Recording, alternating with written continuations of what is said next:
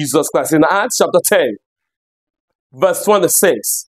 And as Peter was coming in, Cornelius met him and fell down at his feet and worshipped him. You see, in verse 26, but Peter took him up. You can't worship a man. You shouldn't worship a man of God. Peter took him up, saying, stand up. I myself also am as a man.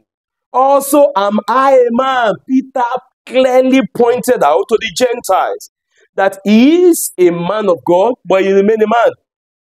He is anointed of God, but he is a man as Cornelius was. And so the church should make deliberate effort, clearly point it out to the people. Tell them the man of God do not deserve to be worshipped. The man of God do not deserve to be bow and falling at his feet, and you are crawling as if you are worshiping the man. No, Peter said, get up, stand up, Cornelius. And you know something somebody says? You know the reason why we do that elaborate introduction of that our evangelist, of our preacher, of that our pastor? We do it because these people in the world do not know the man of God before. Because they do not know what God can do. So we tell them what God has been doing to the man. But you see, Peter, he wasn't known to Cornelius. It was God that pointed Peter to Cornelius. And yet, God didn't tell Cornelius and his family anything Peter had done before. God didn't tell Cornelius, you see, he's a great man of God. He's a powerful man of God. And begin to read out the testimony. God didn't do that. And when Peter himself got to Cornelius' house, the Gentiles who didn't know anything about the church, he didn't start reading out his itinerary. He didn't start reading out his qualification.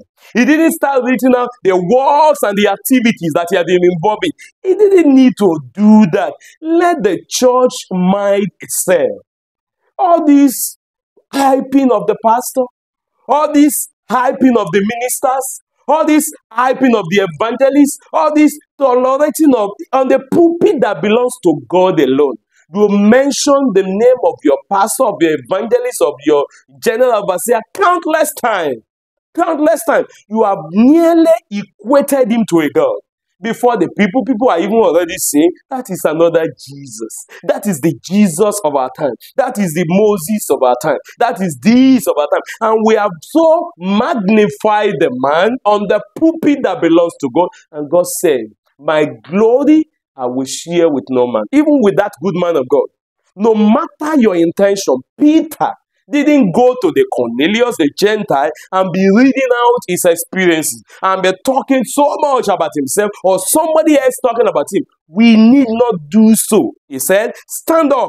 I myself also, I am a man. Let the man of God admit openly his humanity. Let the man of God admit openly that he is a man like you, that it is God that does the work, and all those people singing praises of men, all those people making a God out of a man of God. Repent of this your evil. Your intentions may seem right, but your intentions are driving people into deifying a man, idolizing a man, making a God out of a man. Cease from the evil. The conscience of the church is awake and is warning the church of God.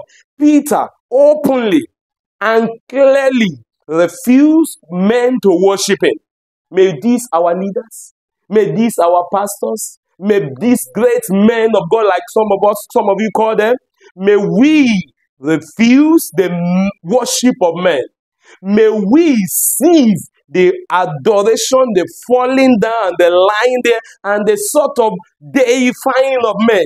But many men of God today, ministers of God today, members in the church today, they so hype their men of God. They so deify their men of God.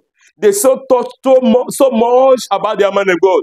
You will think that man is next to Jesus. You will think that man is a second Jesus. You will think that even some prophets are doing it also. You will think he has become the miracle worker. You see, even someone carelessly said that man, the man of God, the miracle work, and I was sad. And God is sad.